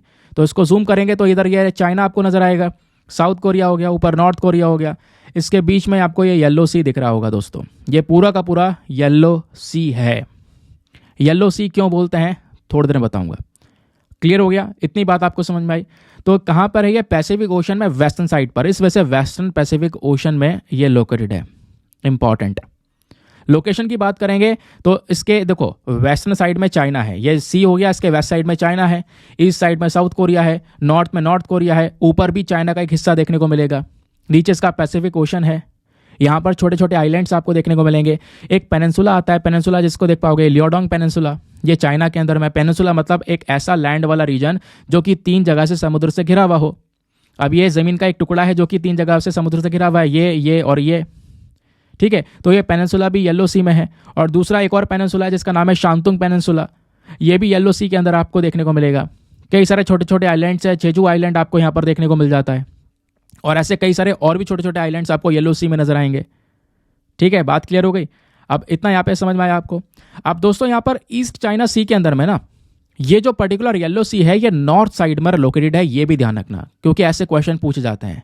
कहने का मतलब क्या है कि आपको ईस्ट चाइना सी ये नीचे दिखाई देगा, अगर मैं जूम करके दिखाऊं तो ये रहा ईस्ट चाइना सी। तो आपसे पूछा गया कि बताओ येलो सी ईस्ट चाइना सी के कहां पर, कौन से दिशा में स्थित है। तो ईस्ट चाइना सी का ऊपर क्या हो गया, नॉर्थ हो गया, नॉर्थ में येलो सी है। समझ गए, आगे आते हैं।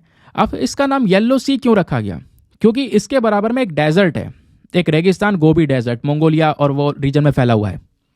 तो जो गोबी डेजर्ट है दोस्तों, वहां से बहुत सारा जो ये धूल है येलो कलर का वो यहाँ पर जाता है समुद्र तक, और समुद्र में दोस्तों यहाँ पर ये गोल्डन येलो कलर का धूल आपको देखने को मिल जाता है, जिस चक्कर में यहाँ पर इसका नाम येलो सी आपको नजर आएगा। इसका साइज़ वगैरह आपसे नहीं पूछा जाएगा, इतना ध्यान रखने की ज़रूरत नहीं है। इसकी डेप्थ क्या है, तो डेप्थ यहाँ पर जो इसकी एवरेज डेप्थ है वो 44 मीटर्स के आसपास है और मैक्सिमम डेप्थ लगभग 152 मीटर्स के आसपास आपको देखने को मिल जाती है। इस येलो सी में कई सारी नदियाँ आसपास से आकर गिरती हैं, जैसे हाई रिवर हो गई, यालू रिवर हो गई, हैन रिवर हो गई, त्यादोंग रिवर हो गई, येलो रिवर हो गई। तो ये सारी नदियाँ आसपास के देशों से आती हैं। फॉर एग्जाम्पल ज़्यादातर नदियाँ यहाँ पर चाइना से आती हैं जो कि आकर येलो सी में गिर जाती हैं। समझ गए। बाकी आइलैंड्स की बात करेंगे तो इस येलो सी में छोटे छोटे डॉटेड आइलैंड्स नजर आएंगे। सबसे बड़ा आइलैंड है छेजू आइलैंड, जो मैंने अभी आपको बताया था। फिर है शांदोंग पेनिनसुला, अभी डिस्कस किया हुआ है हमने। फिर उसके बाद में गागवा आइलैंड आपको देखने को मिलेगा, साउथ कोरिया का आइलैंड है, यह भी येलो सी में ही लोकेटेड है। ठीक है, तो मैप का क्वेश्चन है, इंपॉर्टेंट है, न्यूज़ में क्या होता है ये भी आपको पता चला। नाउ अगले प्रश्न पर आते हैं। नेक्स्ट आर्टिकल में व्हीलर आइलैंड के बारे में बात की जा रही है। एक और आइलैंड न्यूज़ में है दोस्तों। अब यह व्हीलर आइलैंड, जिसको हम एपीजे अब्दुल कलाम आइलैंड के नाम से भी जानते हैं, ये कहाँ पर है? ओडिशा में। स्पेलिंग गलत है ओडिशा की, अब ओडिशा ODISHA के नाम से जानते हैं। ये इंडिया का मैप हुआ। यहाँ पर नीचे आपको ये ओडिशा देखने को मिलेगा। ठीक है, ये ओडिशा को जूम करके इधर दिखाया गया है। ओडिशा के आसपास के स्टेट्स, ऊपर वेस्ट बंगाल है, झारखंड है, छत्तीसगढ़ है, नीचे आंध्र प्रदेश आपको नजर आएगा। यहीं पर किनारे दोस्तों क्या है, ये आइलैंड आपको देखने को मिलेगा। इस तरीके से आइलैंड आपको नजर आता है, जिसको हम बोलते हैं व्हीलर आइलैंड। तो हुआ क्या, ये चर्चा में क्यों है, पहले ये बताता हूँ। एक रिपोर्ट आई है, जिस रिपोर्ट के अंदर यह बताया गया कि जो इंडिया की एक इंपॉर्टेंट एजेंसी है DRDO, defence research and development organisation. DRDO एक ऐसी एजेंसी है जिसका मेन काम है बहुत सारे अलग अलग प्रकार के वेपन्स को बनाना, हथियार बनाने का काम करती है, टेस्ट करने का काम करती है। तो हुआ क्या, इंडिया की इस एजेंसी ने, DRDO ने यह बोला है कि हम कुछ समय के लिए जो भी मिसाइल टेस्टिंग करते थे इस वाले आइलैंड से, अब वो मिसाइल टेस्टिंग नहीं करेंगे कुछ समय के लिए। क्यों? क्योंकि दोस्तों इस आइलैंड पर बहुत सारे ऑलिव रिडले टर्टल समुद्र से निकलकर आ चुके हैं। तो क्या हो गया, अब ऑलिव रिडले टर्टल आए हैं क्योंकि उनका सीजन चल रहा है, यहाँ पर वो अंडा वगैरह देंगे थोड़े समय के लिए। तो मिसाइल टेस्टिंग करेंगे तो इन टर्टल्स के ऊपर नेगेटिव इंपैक्ट पड़ सकता है, तो इसलिए मिसाइल टेस्टिंग को कुछ समय के लिए रोका जाएगा। ये इन्फॉर्मेशन हमारे पास में आई है, जिस वजह से ये व्हीलर आइलैंड चर्चा में है। तो व्हीलर आइलैंड, जिसको हम अब्दुल कलाम आइलैंड के नाम से जानते हैं, इसको पहले व्हीलर आइलैंड के नाम से जानते थे। ये ओडिशा के जस्ट किनारे तट पर स्थित आपको देखने को मिल जाता है। ये जो आइलैंड है इसको यहाँ पर ऑनर किया गया है, मतलब हमारे जो APJ अब्दुल कलाम जी हैं, ठीक है, प्रेसिडेंट रह चुके थे, तो इनको सम्मानित करने के लिए इस आइलैंड का ये नाम रखा गया। प्लस ये वही जगह है इंडिया में जहाँ से हमने बड़े बड़े मिसाइल्स की टेस्टिंग की है। जितनी भी हमारी खुद की बनाई हुई मिसाइल्स हैं, चाहे वो आकाश मिसाइल हो, अग्नि मिसाइल हो, पृथ्वी मिसाइल हो, इन सबको यहीं से टेस्ट किया गया है। ये आइलैंड 2 किलोमीटर लंबा है, इसका एरिया 390 एकड़ के आसपास आपको देखने को मिल जाता है। समझ गए। तो यहाँ पर एक बेसिकली मिट्टी से पूरा बना हुआ आइलैंड है, बिना किसी चट्टान, बिना किसी रॉक के। तो आइलैंड के बारे में ध्यान रखना। अब आते हैं आगे। DRDO की चर्चा भी यहाँ पर हुई है, क्योंकि भाई DRDO ने ये सारी इन्फॉर्मेशन दी है। तो DRDO क्या है, ज़रा बेसिक जाने ले लेते हैं, क्योंकि प्रीलिम्स में आपसे पूछा जा सकता है। तो DRDO हमारे मिनिस्ट्री ऑफ डिफेंस का ही एक रिसर्च एंड डेवलपमेंट विंग है। इसका मेन काम क्या है, बड़े बड़े यहाँ पर जो वेपन्स हैं उनको तैयार करना, उनकी टेस्टिंग करना। इंडिया की सबसे बड़ी रिसर्च ऑर्गेनाइजेशन है ये। DRDO ऐसे नहीं बना दोस्तों, DRDO को बनाया गया है 1958 में। छोटे छोटे अलग अलग बॉडीज हुआ करती थी, उन सबको साथ में जोड़ दिया गया। जैसे आप देख पाओगे, एक बॉडी का नाम है TDE, technical development establishment of the Indian army. फिर है directorate of technical development and production. फिर है डिफेंस साइंस ऑर्गेनाइजेशन। इन सब बॉडीज को साथ मिलाकर मिलाया गया और ज्वाइंट करने के बाद में DRDO बनता है। DRDO का मेन हेडक्वार्टर न्यू दिल्ली में है। इसकी कई सारी लैबोरेटरीज हैं जो कि अलग अलग जगह पर काम कर रही हैं। उनका मेन काम अलग अलग है, कोई इलेक्ट्रॉनिक्स को लेकर, कोई आर्मामेंट्स, कोई aeronautics, science, material, missile, naval system, अलग अलग सेक्शंस को लेकर सभी काम कर रहे हैं। समझ गए ना दोस्तों। थोड़ा सा ऑलिव रिडले टर्टल के बारे में भी बात कर लेते हैं, ये भी इंपॉर्टेंट है। यहाँ से क्वेश्चन ऑलरेडी बन चुका है UPSC के अंदर में, क्योंकि ये जो टर्टल हैं ये अभी यहाँ पर अंडा देंगे। इस चक्कर में ही क्या हो रहा है कि इस आइलैंड पर, जो ओडिशा के जस्ट किनारे आइलैंड है, यहाँ पे हम लोग कोई व्हीलर आइलैंड के ऊपर कोई टेस्टिंग नहीं करेंगे। तो ऑलिव रिडले टर्टल क्या है? बहुत छोटे साइज के टर्टल आपको देखने को मिलते हैं। बहुत ज़्यादा मात्रा में ये टर्टल्स पाए जाते हैं पूरे दुनिया में। ये टर्टल्स कार्निवोर होते हैं, दूसरे छोटे छोटे जानवरों को खाने का काम करते हैं, और बोला जाता है ये जाने जाते हैं भरपूर मात्रा में अंडा देने के लिए। बहुत सारे यहाँ पर ये जो एग्स हैं उसको यहाँ पर ये बीच पर आकर देते हैं। हैबिटेट की बात करेंगे तो पैसिफिक, अटलांटिक और इंडियन ओशन तीनों जगह पर पाए जाते हैं। ओडिशा के पास में एक गाहिर माता मैरीन सेंचुरी है दोस्तों। ये दुनिया की सबसे बड़ी कॉलोनी है इन सी टर्टल्स की। यहाँ पर सबसे ज़्यादा ये वाले ऑलिव रिडले टर्टल पाए जाते हैं। इनका प्रोटेक्शन स्टेटस ध्यान रखना बहुत इंपॉर्टेंट है। वाइल्ड लाइफ प्रोटेक्शन एक्ट के तहत इनको शेड्यूल 1 में कवर किया गया है और IUCN के रेड लिस्ट में वल्नरेबल कैटेगरी में, साइट्स के अंदर में अपेंडिक्स 1 में। शेड्यूल 1 का मतलब है हाई प्रोटेक्शन दे रखी है, IUCN के रेड लिस्ट में वल्नरेबल में है, मतलब कि अच्छी खासी पॉपुलेशन फिर भी है अवेलेबल, लेकिन फिर भी इसको सुरक्षा देना जरूरी है। साइट्स में अपेंडिक्स 1 में, यानी कि इसका जो इंटरनेशनल ट्रेड वगैरह है वो हम लोग यहाँ पर नहीं कर सकते, उस पर कई सारे रेस्ट्रिक्शंस लगाए गए हैं। क्लियर हो गया? आगे आते हैं नेक्स्ट आर्टिकल पर। अगले आर्टिकल में दोस्तों यूवाई इनिशिएटिव के बारे में डिस्कशन किया गया है। Again very important article. हुआ क्या, खबर क्या है? तो हाल ही में जो ministry of electronics and IT है, इन्होंने ये बोला कि जो प्रोग्राम है यूवाई की फुल फॉर्म है यूथ फॉर उन्नति एंड विकास विद AI, यानी आर्टिफिशियल इंटेलिजेंस। तो ये जो पर्टिकुलर दोस्तों पूरा प्रोग्राम है, इसको हम लोग फीचर करेंगे global partnership on artificial intelligence summit के अंदर में। तो एक सम्मेलन होगा, वहां पर इस पर्टिकुलर इनिशिएटिव को, इस प्रोग्राम को फीचर किया जाएगा। इस वजह से यहाँ पर यह प्रोग्राम चर्चा में है। तो क्या है यूवाई इनिशिएटिव, जरा इसको डिस्कस कर लेते हैं। तो दोस्तों ये जो इनिशिएटिव है, ये किसका इनिशिएटिव है? यह है नेशनल E-गवर्नेंस डिवीजन, जो कि ministry of electronics and information technology के साथ में मिलकर काम कर रहा है। तो इस इनिशिएटिव को इंप्लीमेंट करने के पीछे कौन कौन सा मंत्रालय है? Ministry of electronics and information technology, दूसरी हमारी एक बॉडी है नेशनल E-गवर्नेंस डिवीजन, और इंटेल इंडिया। समझ गए? ये सब मिलकर दोस्तों इस इनिशिएटिव को इंप्लीमेंट कर रहे हैं। आपसे पूछा जा सकता है इस मंत्रालय के बारे में। नाउ ये जो प्रोग्राम है, इसको डिजाइन किया गया है ताकि हम क्या कर सके, जो हमारे यूथ हैं, जो नौजवान लोग हैं, उनको एक बहुत ज़्यादा ज़रूरी जो आर्टिफिशियल इंटेलिजेंस स्किल्स है वो सौंपी जा सके, इनको इसके बारे में सिखाया जा सके। इसलिए दोस्तों इस पूरे प्रोग्राम को डिज़ाइन किया गया है। समझ गए? तो इस पर्टिकुलर प्रोग्राम का मेन मकसद है आर्टिफिशियल इंटेलिजेंस की एक बहुत ही ज़्यादा गहरी अंडरस्टैंडिंग बच्चों के अंदर में डेवलप करना है, स्पेशली वो बच्चे जो कि आज के समय पर क्लास 8 से लेकर 12 तक में क्लास में पढ़ रहे हैं। तो देश भर के बच्चों को इस प्रकार की आर्टिफिशियल इंटेलिजेंस की स्किल्स देना हमारा मेन काम है। ठीक है, तो ये यूवाई प्रोग्राम है, इसके कुछ की अपडेट्स हैं। इसको थोड़े थोड़े फेसेस में इंप्लीमेंट किया जाएगा। स्टार्टिंग में 8,500 बच्चों को पहले रजिस्टर किया जाएगा, उनको सिखाया जाएगा, उनके आइडियाज़ लिए जाएंगे इस आर्टिफिशियल इंटेलिजेंस के ऊपर। जिसका सबसे ज़्यादा बेस्ट आइडिया होगा उसको शॉर्ट लिस्ट किया जाएगा। ऐसे ऐसे करके लास्ट में 10 स्टूडेंट को चुना जाएगा। खैर ये इतना खास इंपॉर्टेंट नहीं है, बस खाली आपने इसका मेन पर्पस पता होना चाहिए, कौन इसको इंप्लीमेंट कर रहा है ये पता होना चाहिए। आगे आते हैं नेक्स्ट आर्टिकल पर। अब अगला आर्टिकल बात करता है नवेगांव नगजीरा टाइगर रिजर्व के बारे में। एक और इंपॉर्टेंट आर्टिकल है। तो ये टाइगर रिजर्व चर्चा में बना हुआ है, ज़रा इसको डिस्कस कर लेते हैं फटाफट। आपको पता होगा जब भी कोई tiger reserve, national park, wild life century news में होती है तो हमेशा आपने उसका लोकेशन ही पढ़ना होता है। वो लोकेशन ही आपसे एग्जामिनेशन में पूछा जाएगा। तो नगजीरा टाइगर रिजर्व का कहाँ पर लोकेशन है, ये कहाँ पे सिचुएटेड है? तो महाराष्ट्र के अंदर सिचुएटेड है, स्पेशली गोंदिया और शांतरा डिस्ट्रिक्ट में। महाराष्ट्र, ये मोटा मोटा जो नाम है वो ध्यान में रख सकते हो। दोस्तों इस टाइगर रिजर्व को एक वाइल्ड लाइफ सेंचुरी भी डिक्लेयर किया जा चुका था 1970 के अंदर में। ठीक है, बाद में दोस्तों क्या होता है कि यहाँ पर अगर आप ये नवेगांव नगजीरा टाइगर रिजर्व को देखते हो तो इसमें कई सारे और भी wild life sanctuary national parks आते हैं। जैसे इसमें Navegaon national park, Navegaon wild life sanctuary, Navegaon wild life sanctuary, new Nagzira wild life sanctuary, Koka wild life sanctuary, ये सब इसके अंदर में आती हैं। ठीक है, फिर उसके बाद में यहाँ पे बोला जाता है कि ये जो टाइगर रिजर्व है ये आसपास के टाइगर रिजर्व के साथ में कनेक्टेड है। जैसे Pench tiger reserve, Kanha tiger reserve, Tadoba Andhari tiger reserve, Indravati tiger reserve, इनके साथ में दोस्तों ये कनेक्टेड है, जुड़ा हुआ है। बाकी ये ध्यान में रखने की ज़रूरत नहीं है कि भाई कौन कौन से जानवर, कौन कौन से प्लांट्स के स्पीशीज़ यहाँ पे पाए जाते हैं, इसको ध्यान में मत रखना। नाउ फाइनली आते हैं अपने एडिटोरियल डिस्कशन पे।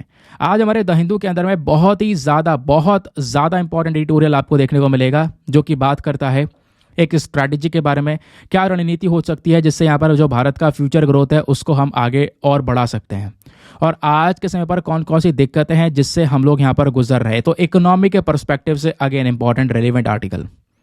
ठीक है, तो सिंह रंगराजा साहब ने यहाँ पर लिखा है, DK श्रीवास्तव साहब ने लिखा है। एक एक करके सभी इन्फॉर्मेशंस को हम यहाँ पर समझने की कोशिश करेंगे। ध्यान से सुनना, क्योंकि आज का जो मेंस का क्वेश्चन है वो इसी आर्टिकल के ऊपर बेस्ड है। तो दोस्तों यहाँ पे राइटर बोलते हैं भारत की जो ग्रोथ है 2023-24 के अंदर में, वो रिजर्व बैंक ऑफ इंडिया ने बोला है कि वो 7% से ग्रोथ रहने वाली है, जबकि इंटरनेशनल मॉनेटरी फंड जो IMF है और जो वर्ल्ड बैंक है, इन्होंने बोला है नहीं 7% नहीं 6.3% ग्रोथ रहेगी। तो कोई इंडिया की ग्रोथ को 6.3 बता रहा है, किसी का कहना है 7%। अब यहाँ पर ग्रोथ को इतना ज़्यादा कम क्यों रखा जा रहा है? क्योंकि दोस्तों इसके पीछे की कई सारी जो सिचुएशन है वो बिगड़ चुकी है। हमारे पास में एक ऑर्गेनाइजेशन है जिसका नाम है federation of Indian export organisation. इनकी एक रिपोर्ट आती है। उस रिपोर्ट में यह बोला गया कि भारत का जो एक्सपोर्ट है पिछले 5 सालों में वो तेजी से कम हुआ है। और किसी भी देश का जो दोस्तों एक्सपोर्ट होता है वो उस देश की इकोनॉमी को ग्रो करने में बहुत हेल्प करता है। स्पेशली हमारे देश के लिए अगर हम बात करेंगे, हम सामान एक्सपोर्ट करेंगे तभी तो एक मोटी कमाई होगी हमारी। तो किसी भी देश की जो इकोनॉमी है वो काफ़ी ज़्यादा डिपेंड करती है एक्सपोर्ट्स के ऊपर में। लेकिन पिछले 5 सालों में हमारा एक्सपोर्ट तेज़ी से कम हुआ है। क्यों? क्योंकि बहुत ज़्यादा दुनिया भर में जो कंडीशंस है वो बदलती चली जा रही हैं, जिसकी वजह से एक्सपोर्ट के ऊपर हमारा असर पड़ा है। तो दुनिया भर की जो कंडीशंस हैं वो कैसे चेंज हो रही हैं, ज़रा ये समझते हैं। सबसे पहला दोस्तों, डी ग्लोबलाइजेशन का ट्रेंड हमको दिख रहा है। डी ग्लोबलाइजेशन का मतलब यह है कि जो ये देश हैं ये आपस में जो व्यापार ऐसे समय पर पहले कर रहे थे वैसा व्यापार आजकल हो नहीं रहा है। वैसे ट्रेड को लेकर ज़्यादा अपॉर्चुनिटीज़ ये लोग एक दूसरे के साथ में ग्रैब नहीं कर रहे हैं। डी ग्लोबलाइजेशन ज़्यादा चल रहा है। ग्लोबलाइजेशन में क्या होता है, ज़्यादा व्यापार चलता है, दुनिया भर में फ्री ट्रेड चलता है। बट यहाँ पर आज के समय पर ऐसा कुछ नहीं हो रहा है। क्यों? दुनिया भर में कॉन्फ्लिक्ट्स हो रहे हैं। रशिया यूक्रेन का वॉर अभी तक चल रहा है, इतने साल हो गए। इजराइल हमास कॉन्फ्लिक्ट अभी स्टार्ट हुआ है कुछ महीने पहले। तो इन ये जो वॉर चल रही हैं, अब ये आप सोच रहे हो कि ये तो 2-2 देश हैं, 4 देश तो हैं, दुनिया भर का क्या, कई सारी कंट्रीज एक दूसरे को सपोर्ट कर रही हैं इस वॉर में, वो भी अवेलेबल हैं। जिसके चक्कर में दोस्तों दुनिया भर के जो जियोपॉलिटिकल कॉन्फ्लिक्ट्स है वो बढ़ते चले जा रहे हैं। आपस में व्यापार को लेकर जो इश्यूज है वो इंक्रीज होते चले जा रहे हैं। पहला मेन रीजन तो यही है। दूसरा है इम्पोजिशन ऑफ सैंक्शंस। जब ये वॉर में घुस रहे हैं देश, तो दोस्तों काफ़ी सारी कंट्रीज एक दूसरे के ऊपर सैंक्शन लगा रही हैं। फॉर एग्जाम्पल रशिया के ऊपर कितने सारे इंटरनेशनल सैंक्शंस लगे पड़े हैं। पूरे वेस्टर्न कंट्रीज ने, यूरोप ने ढेर सारे यहाँ पे प्रतिबंध लगाए, स्विफ्ट से बाहर निकाल दिया, रशिया डॉलर का यूज नहीं कर सकता। तो एक इंपॉर्टेंट कंट्री जिसको इस तरीके से यहाँ पर दुनिया भर से ट्रेड से दूर रखा जा रहा है, तो उसका असर दुनिया भर के, आप कह सकते हो, ट्रेड के ऊपर, उसकी इकोनॉमी के ऊपर पड़ेगा। और ये जो चीज़ें की गई हैं दोस्तों, इसकी वजह से क्या हो रहा है, दुनिया भर की जो रियल जीडीपी हमारी, दुनिया की पूरी economy, gross development domestic product, दुनिया का जो रियल जीडीपी है वो यहाँ पर डिक्लाइन हुआ है तेजी से। क्योंकि दुनिया भर में जो एक्सपोर्ट्स है उसकी डिमांड कम हुई है, ऐसा यहाँ पर बोला गया। अब उसके पीछे कई सारे फैक्टर्स हैं, ट्रेड टेंशंस हैं, तेजी से बदलाव आपको देखने को मिलेगा। और जो ये ग्लोबल एक्सपोर्ट्स कम हो रहा है, एक्सपोर्ट्स यहाँ पे इसकी डिमांड कम हो रही है दुनिया भर में, तो ऑब्वियस सी बात है देश एक्सपोर्ट क्यों करेगा। और यही कारण बन रहा है देशों की इकोनॉमिक स्लोडाउन के अंदर में। और एक और यहाँ पर आपको प्रॉब्लम देखने को मिलेगा, जो कंडीशन चेंज हो रही है वो है प्राइस वॉलेटिलिटी। मैं आपको बताता हूँ हुआ क्या है। कई सारी जगह पर सप्लाई ना प्रॉपर फिक्स नहीं है, कभी ज़्यादा है कभी कम है। इसके चक्कर में प्राइस में बहुत सारे चेंजेस आ रहे हैं। और इंडिया भी दोस्तों इसी वजह से गुजर रहा है। इंडिया भी क्या चाहता है, इंडिया भी चाहता है कि जो हम लोग पेट्रोलियम इंपोर्ट कर रहे हैं उसके ऊपर निर्भरता खत्म की जा सके। और काफ़ी सारी कंट्रीज भी ये चाह रही हैं। इस चक्कर में दुनिया भर की जो डिमांड है वो भी यहाँ पर कम हो रही है, हमारी डिमांड भी कम हो रही है। हम दूसरे तरीके अपना रहे हैं कि भाई पेट्रोल को वहाँ से खरीदना बंद करेंगे, कुछ अलग तरीका अपनाएंगे।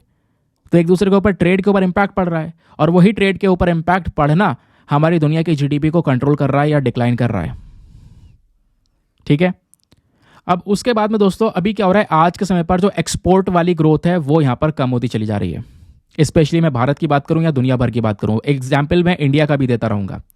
हुआ क्या है कि जो एक्सपोर्ट है दोस्तों वो यहाँ पर पूरे दुनिया में कम होता हुआ नजर आया। और ये इसके ऊपर पता है असर कब से पड़ा है, 2007-8 में दुनिया में एक फाइनेंशियल क्राइसिस चला, पैसों की कमी हुई, जिस चक्कर में एक्सपोर्ट्स कम हुए। फिर धीरे धीरे चीज़ें इंप्रूव हो गई। फिर दोबारा 2020 में कोविड-19 आ गया, फिर से चीज़ें वापस डाउन हो गई। 2020-21 में व्यापार कहाँ हुआ किसी भी देश के बीच में, लॉकडाउन था भाई, 2 साल तो लॉकडाउन रहा। तो उस पैंडेमिक की वजह से क्या होता है, वापस से जो डिमांड्स हैं वो कम हो जाती हैं। सबसे बड़ा एग्जाम्पल इंडिया के केस में अगर हम बात करेंगे तो जो हमारा एक्सपोर्ट है दोस्तों 2003-4, 2008-9 के कंपैरिजन में बहुत कम हो चुका है। 2013-14 में हमारा एक्सपोर्ट 25% पर था, पीक पर था, जबकि 2022-23 में ये 25% गिरकर 22% हो गया। फिर कोविड के समय पर यह गिरकर 18% हो गया।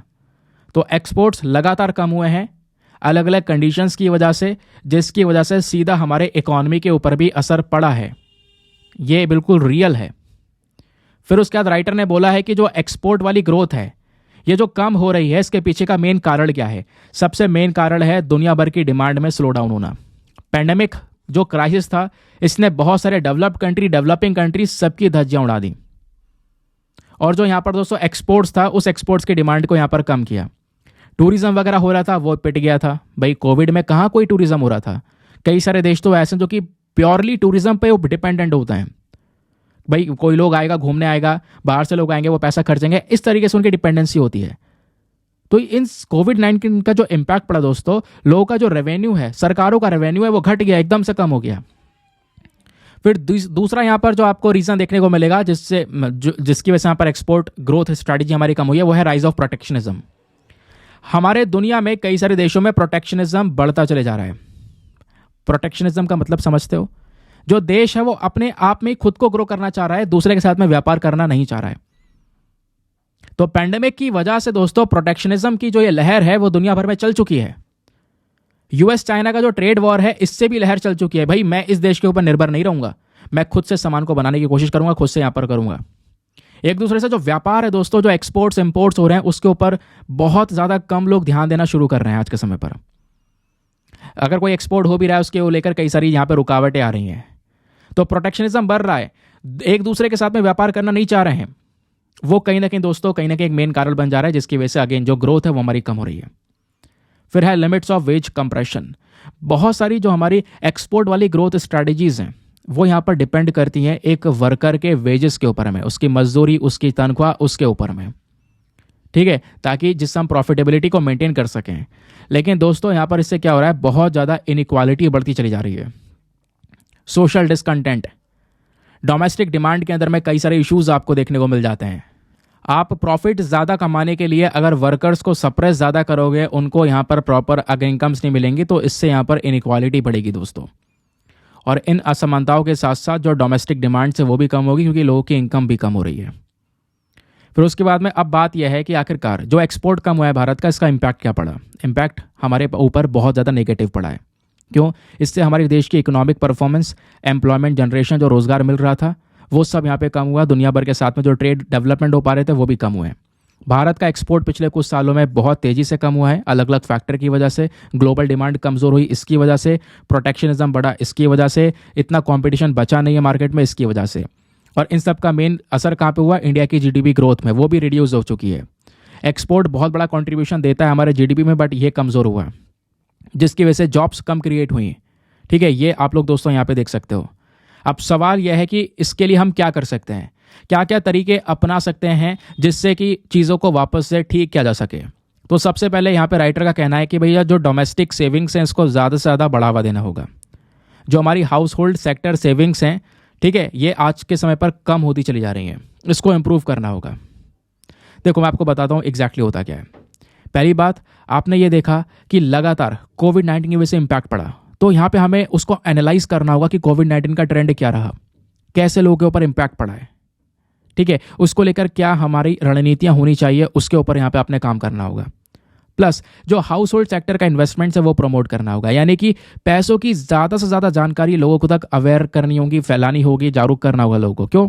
लोग आज के समय पर पैसा ना सेव करके रख लेते हैं। आपको पता होगा, हम लोग एफडी वगैरह करवा के इस तरीके से पैसे को सेव करके रख लेते हैं, बट जो वो सेविंग्स है दोस्तों, वो सेविंग्स ज़्यादा ग्रो नहीं हो पाती हैं, क्योंकि साथ ही साथ महंगाई भी बढ़ेगी, तो आपका अमाउंट वो उतना का उतना ही रहेगा, ज़्यादा आपको ग्रोथ मिलेगी नहीं। तो इसके लिए यहाँ पर जो इन्वेस्टमेंट है, फाइनेंशियल इन्वेस्टमेंट, वो करना ज़रूरी है। आप सरकार के पास में या कंपनी में इन्वेस्टमेंट कर सकते हो, इन्वेस्टमेंट पे आपको अच्छा रिटर्न मिलता है। आप इन्वेस्टमेंट करोगे गवर्नमेंट के पास में फंडिंग इकट्ठी होगी, वो ज़्यादा डेवलपमेंट करेंगे, उनके पास में रेवेन्यू अच्छा आएगा, तो यहाँ पर वो आपको रिटर्न भी अच्छा देंगे। इसी तरीके से यहाँ पे कॉर्पोरेट सेक्टर में इन्वेस्टमेंट किया जा सकता है। तो फाइनेंशियल लिटरेसी ज़्यादा से ज़्यादा फैलानी होगी, प्लस इन्वेस्टमेंट के बारे में हमको ज़्यादा से ज़्यादा बताना होगा, ठीक है। उसके अलावा दोस्तों, जो रोज़गार आज के समय पर बहुत कम है, उस प्रकार की चुनौतियों से हमें निपटना होगा, क्योंकि आज के समय की जो हमारी पॉपुलेशन है, जो हमारा जनसंख्या देखोगे इंडिया का, वो नौजवान लोग हैं। उनके अंदर क्षमता है, पोटेंशियल है बहुत अच्छा काम करने की, देश के प्रति कंट्रीब्यूट करने की। तो हमें प्रॉपर अपने रिसोर्सेज को एलोकेट करना होगा। इन सभी लोगों के लिए ट्रेनिंग और स्किल्स प्रोग्राम चलाने होंगे, ताकि लोगों को तैयार किया जा सके नए नए सेक्टर्स के लिए। नॉन एग्रीकल्चर टेक्नोलॉजी वाले सेक्टर्स को यहाँ पर आगे बढ़ावा दिया जा सके। नॉन एग्रीकल्चर ग्रोथ के ऊपर भी फोकस करना होगा, क्योंकि इंडिया की जो इकॉनमी है वो ज़्यादातर कृषि वाले क्षेत्र पर, एग्रीकल्चर के ऊपर डिपेंडेंट है। तो हमें फोकस करना होगा नॉन एग्रीकल्चरल ग्रोथ के ऊपर भी, ताकि क्या कर सकें भाई, जो नई नई टेक्नोलॉजीज आ रही हैं आज के समय पर, artificial intelligence, generative artificial intelligence, इनका यूज़ किया जा सके, जिससे यहाँ पर हमने अपने इकॉनमी के अंदर कंट्रीब्यूट कर सकें। फिर कुछ और कदम उठा सकते हैं, जैसे क्लाइमेट फ्रेंडली ग्रोथ के ऊपर में। ठीक है, इंडिया बड़ी सारे इनिशिएटिव को सपोर्ट कर रहा है। भारत का इनिशिएटिव है green grid initiative, one sun one world one grid initiative. तो एक क्लीन एनर्जी को प्रमोट करने के लिए इनको और ज़्यादा हमें प्रमोट करना होगा, बढ़ावा देना होगा। इससे भी यहाँ पर दोस्तों इकॉनमिक ग्रोथ के ऊपर एक असर पड़ेगा, क्योंकि ये हमारे इनिशिएटिव है, दुनिया भर की कंट्रीज़ का इन्वेस्टमेंट आएगा। फिर बात आती है फिस्कल रिस्पॉन्सिबिलिटी की। ठीक है, यहाँ पर अगर आप देखोगे तो इंडिया को कहीं ना कहीं अपना फिस्कल डेफिसिट कम करना होगा। आज के समय पर क्या हो रहा है, भारत सरकार की कमाई जो है वो कम है, खर्चे ज़्यादा हैं। जितनी हमारी इकॉनमी है उससे ज़्यादा हमारे ऊपर उधार है, कर्जा चढ़ा हुआ है। ठीक है, तो दोस्तों यहाँ पर इसको कम करना होगा। ठीक है, तो इसके लिए यहाँ पे गवर्नमेंट के पास में पैसा आना ज़रूरी है, और वो पैसा लोग यहाँ पे इन्वेस्ट कर सकते हैं गवर्नमेंट के पास में, उनको फंडिंग प्रोवाइड करवा सकते हैं, जिससे यहाँ पर वो ओवरऑल इकॉनमी को इंप्रूव करने में मदद करेंगे। तो ये मेजर्स यहाँ पर उठाए जा सकते हैं ना। फाइनली ये था इंपॉर्टेंट एडिटोरियल। आई होप आपको बड़े अच्छे से सारी चीज़ों में एक बढ़िया क्लैरिटी मिली होगी। नाउ देखते हैं आज के मेंस के क्वेश्चन को। मेंस का क्वेश्चन क्या बोलता है? क्वेश्चन यह है, evaluate the impact of declining export led growth strategy on India's economy and development and employment. आपने यहाँ पर यह समझाना है, विस्तार से बताना है कि जो यहाँ पे हमारी एक्सपोर्ट वाली ग्रोथ स्ट्रैटेजी है दोस्तों, यानी एक्सपोर्ट जो हमारा कम हुआ है इंडिया का, उसका असर भारत की इकॉनमी के ऊपर, रोजगार के ऊपर क्या पड़ा है। पहले तो ये समझाना इसका असर क्या हुआ है। दूसरा, आपने इसमें बताना है कि भाई और क्या क्या तरीके हो सकते हैं जो कि हमें अपनाने होंगे, जिससे कि हम इन सारी चुनौतियों से लड़ सकें और भारत की इकोनॉमिक ग्रोथ को स्थायी बना सकें, सस्टेनेबल बना सकें। ठीक है, तो 250 शब्दों में आंसर लिखना। एक बार हिंदी में रीड कर देता हूं ताकि हिंदी माध्यम वाले एस्पिरेंट भी इसको अच्छे से पढ़कर एक बढ़िया सा आंसर लिख सकें। तो बात है, भारत की अर्थव्यवस्था और रोजगार पर निर्यात आधारित विकास रणनीति में गिरावट के प्रभाव का मूल्यांकन करें। इन चुनौतियों से निपटने और सतत आर्थिक विकास को बढ़ावा देने के लिए भारत के लिए रणनीतिक उपायों का प्रस्ताव दें। 250 शब्दों में आंसर लिखने के बाद में कहाँ पे सबमिट करना है? टेलीग्राम पर जाना, वहाँ पे जाके सर्च बॉक्स में लिखना Deepak Yadav education mains group. जैसे ही आप लिखोगे फुल फॉर्म, मेरा टेलीग्राम चैनल मिलेगा जहाँ पे ऑलरेडी 78,000 से ज़्यादा लोग जुड़ चुके हैं। आप भी जुड़कर अपने आंसर्स को लिखकर सबमिट कर सकते हो। और मोस्ट इंपॉर्टेंटली, आंसर को सबमिट करने के साथ साथ दोस्तों एक दूसरे के आंसर्स को रिव्यू करना मत भूलना। सभी लोगों को कम से कम 2-2 आंसर्स रिव्यू करने हैं। जब आप सभी लोग 2-2 आंसर्स को रिव्यू करोगे, बहुत सारे फायदे होंगे आपको भी और सामने वाले को भी। आपको कुछ इंपॉर्टेंट पॉइंट्स मिलेंगे जो आप अपने नोट्स में इंक्लूड कर सकते हो। सामने वाले के आंसर में अगर कोई मिस्टेक होती है तो आप उनको बता सकते हो कि यहाँ पर इंप्रूवमेंट की आवश्यकता है। समझ गए? चलिए अब आते हैं हम लोग अपने प्रीलिम्स रैपिड फायर टेस्ट के ऊपर में। तो आपने जो डिस्कशन सुना है, देखते हैं कितने अच्छे से सुना है। कुछ क्वेश्चंस आपके सामने प्रेजेंट किए गए हैं, उन क्वेश्चंस के आंसर सही सही देने की कोशिश करना। लास्ट में मैं आपको सारे क्वेश्चन के आंसर एक साथ दूंगा, आप उसको रीमैच करना और चेक करना कितने सही किए और कितने गलत किए हैं। नाउ क्वेश्चन नंबर 1, येलो सी को लेकर 2 स्टेटमेंट से बताना है कौन सा स्टेटमेंट सही है। पहला स्टेटमेंट, येलो सी एक मार्जिनल सी है जो कि वेस्टर्न पैसिफिक ओशन में लोकेटेड है। सेकेंड स्टेटमेंट बोलता है येलो सी ईस्ट चाइना सी के साउथ वाले रीजन में लोकेटेड है। तो बताओ दोनों स्टेटमेंट्स में से कौन सा स्टेटमेंट सही है? Option number A 1 only, B 2 only, C दोनों सही हैं, या डी दोनों के दोनों गलत हैं। ना दोस्तों अगला क्वेश्चन है, इंटरेस्टिंग सा है। क्वेश्चन बात करता है नवेगांव नागजीरा टाइगर रिजर्व, ये न्यूज में है हाल ही में, ये कौन से राज्य में लोकेटेड है आपने बताना है। Option number A Madhya Pradesh, B Maharashtra, C Assam, या फिर डी ओडिशा। तो बताओ इसका सही उत्तर क्या होना चाहिए। बहुत सरल सा क्वेश्चन। अगेन एक और बहुत इजी क्वेश्चन पूछा गया, अब्दुल कलाम आइलैंड, जिसको हम पहले व्हीलर आइलैंड के नाम से भी जानते थे, ये कौन से वाले राज्य में आपको स्थित देखने को मिलेगा। Option number A West Bengal, B Andhra Pradesh, C Maharashtra, या फिर डी ओडिशा। क्या होना चाहिए इसका करेक्ट आंसर। अगला क्वेश्चन अगेन इंटरेस्टिंग है। यूवाई इनिशिएटिव को देखते हुए दोस्तों 2 स्टेटमेंट्स दिए गए हैं, बताना है इनमें से कौन सा स्टेटमेंट सही है। पहला, ये जो यूवाई इनिशिएटिव है ये हमारे union ministry of electronics information technology का ही एक इनिशिएटिव है। ये मंत्रालय के साथ साथ जो ग्लोबल पार्टनरशिप और आर्टिफिशियल इंटेलिजेंस है, इन दोनों का ये एक इनिशिएटिव माना गया है।